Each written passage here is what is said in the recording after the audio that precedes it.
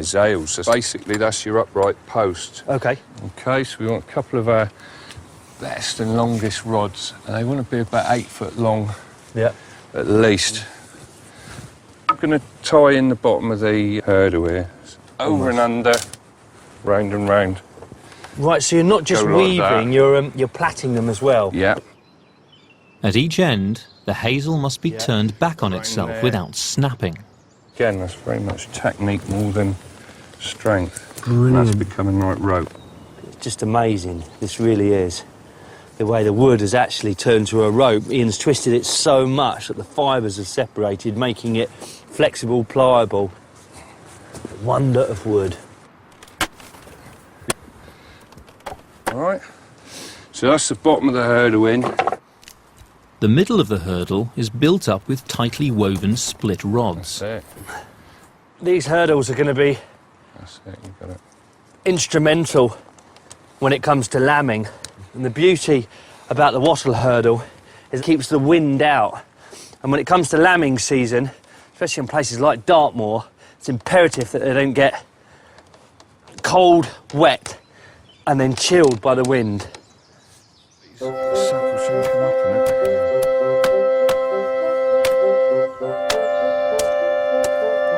Finally, the hurdle is held together with a single rod twisted around both ends. There we have it. And there we have it, that's the lot.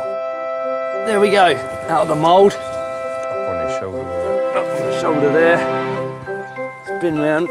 Brilliant, cheers. Thank you very much. it. No worries, Alex, good job.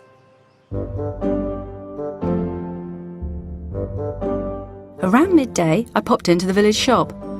We needed a few supplies. Morning. Hello again, Thank you. How may I help you, madam? Well, I've first up a loaf of bread, please. Certainly, madam. By the start of the 20th century, consumerism was taking hold of society. The number of shops grew massively, from 300,000 in 1875 to over 450,000 by 1907. An Edwardian shop is such a different place from a modern one. For a start, I get to sit down. You just sit nicely on a chair and they serve you, which is very pleasant, thank you very much. Oh, is that golden syrup? Yes, madam. We'll have a syrup sponge, I think. Can I have a tin of that, please? Certainly can. More and more and more companies were producing things in a branded package and selling it with a great big bright logo and a name that everybody recognised, the same products right across the country. And some marmalade. Robinson's, madam. Yes, that would be nice. The railway network is so completely up and running. Everywhere is connected. Food can be shipped from one part of the country overnight. So many of these foodstuffs could have come from, well, anywhere. They're not local at all.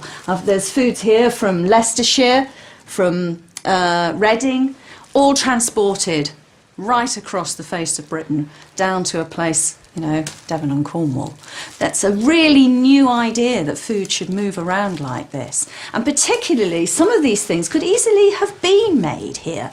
I mean, there's no reason why the flour, for example, sitting there, couldn't be local flour, but it's not. And that's very much an Edwardian story. Would you like the boy to bring this to you, madam? Yes, that would be very nice. I'll carry it, thank you. It wasn't just local food that was being pushed out of the high street. Individual craftsmen like the blacksmith and the candle maker were disappearing, unable to compete with new big brand names.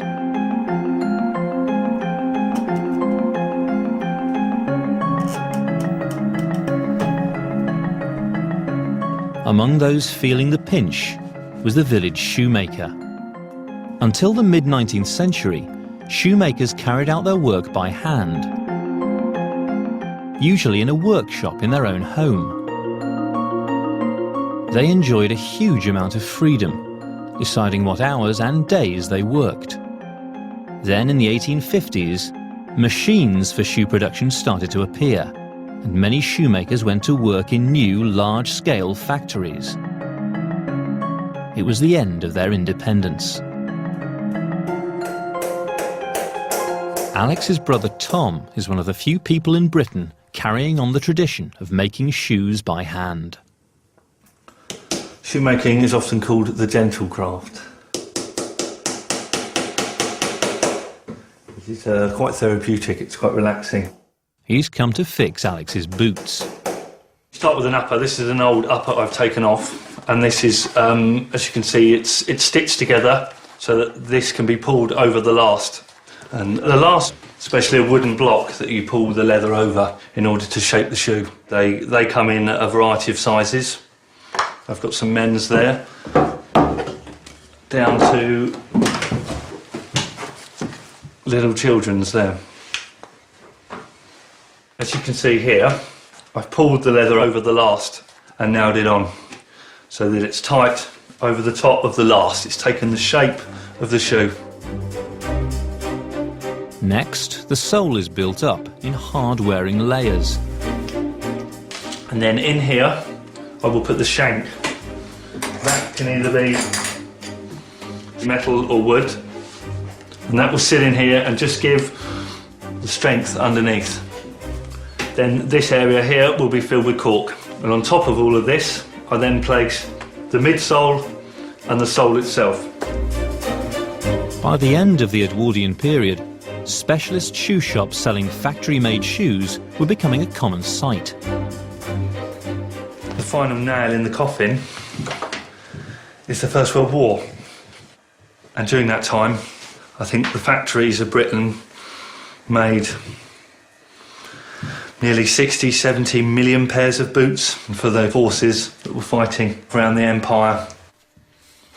So the factories take hold and they're churning out boots, cheap boots that people can afford. And this type of work becomes very expensive.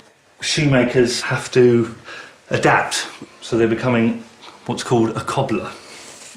And a cobbler is somebody who mends shoes. You don't make shoes.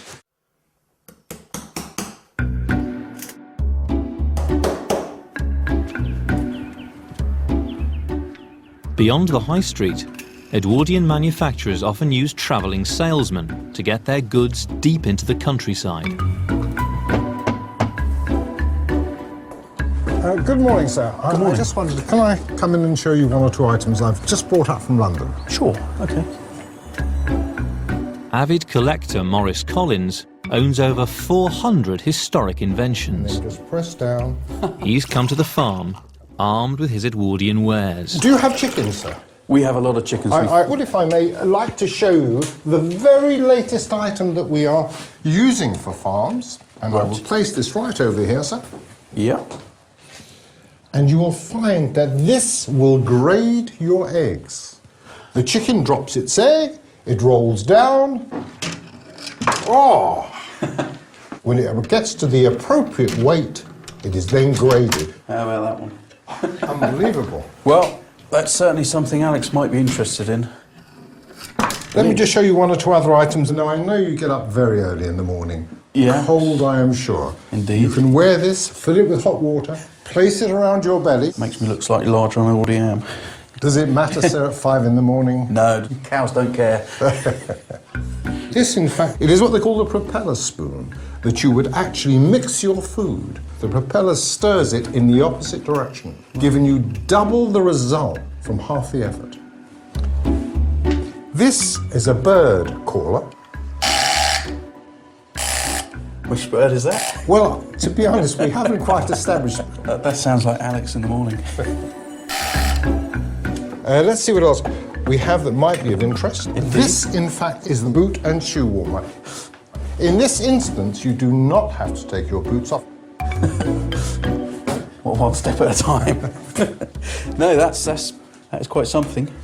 And finally, I would like to show you the very ultimate in Edwardian technology. It's something that perhaps is going to sweep the country, and you are in at the beginning. This, sir, is the tease made. The tease made. The tease made. And run, may I say, by clockwork. This item is based upon a clockwork situation of your clock. What you would do is set the alarm at the appropriate time that you wish to arise. I would imagine it's about 5 in the morning. About 10 in the morning, yeah. 10 in the morning, 5 in the morning. What would happen is you would actually fill the night before your kettle with the water. Right. As soon as the time arrives, this would automatically fly across there. The emery cloth would then strike on the match, which will light that heater. And when the kettle is boiled, it would tilt like that into the teapot, and then this iron would flash back and cut out the burning flames. That is absolutely fantastic. You have a vast selection of items here. Is there any one that you feel that would satisfy your immediate needs? The hen's egg sorter, perfect for our chicken concern. The boot warmer, perfect for my frozen feet. I mean, I want all of them. I need none of them. But I would quite like to possibly purchase this. I mean, how much is this going to set me back? Well, around about £2. An Edwardian labourer would probably be earning roughly around 20 shillings a week. Right. So 20 shillings is what, £1? And this is Absolutely. just over £2. So this is over 2 weeks' wages. But so well worthwhile. It gives you the height of fashion in terms of domestic wear. And for you, we will do it paid on the never never. We'll send a man round to knock on your door to collect the money. Don't tell Alex or Ruth.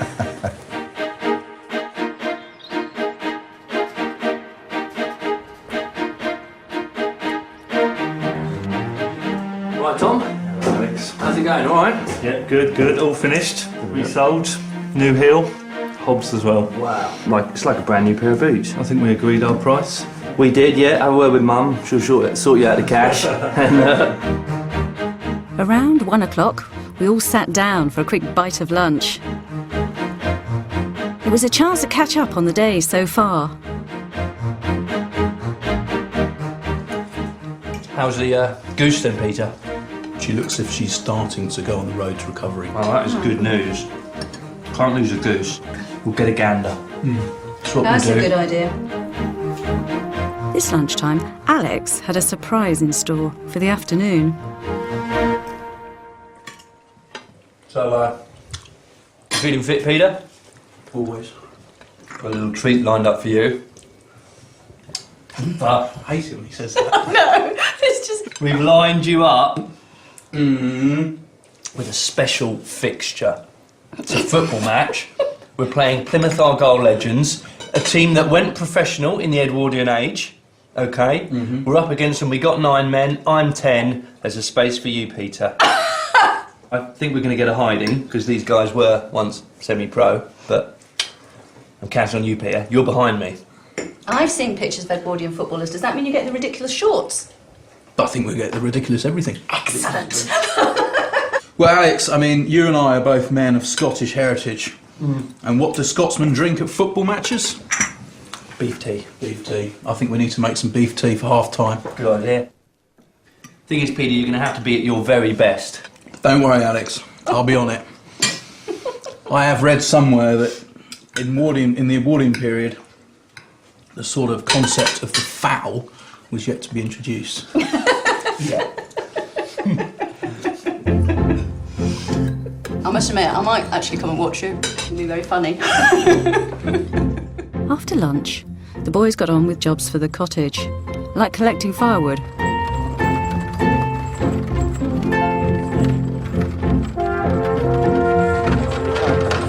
This is the cobbles now, Princey. Just you take it easy, boy. And whoa! Stand there, boy. This is all of the hedgerow wood that we cut out earlier in the year when we did the hedging. So it's had a couple of months to season. So all of that, hopefully, will make firelighting here down at the cottage much easier. What do you want to lads this over there? Yeah, same place, I reckon. A source of energy, a source of fuel for something back in the Edwardian period that was something you got yourself. You know, it wasn't a case of just flicking on switches here and there. It brings you that much closer doing this to experiencing life back then. You know, it's hard fought stuff, this. It really is.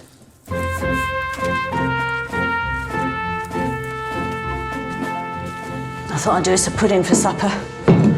Again, it's something I can stick on now and leave. So it's just flour and some shred suet.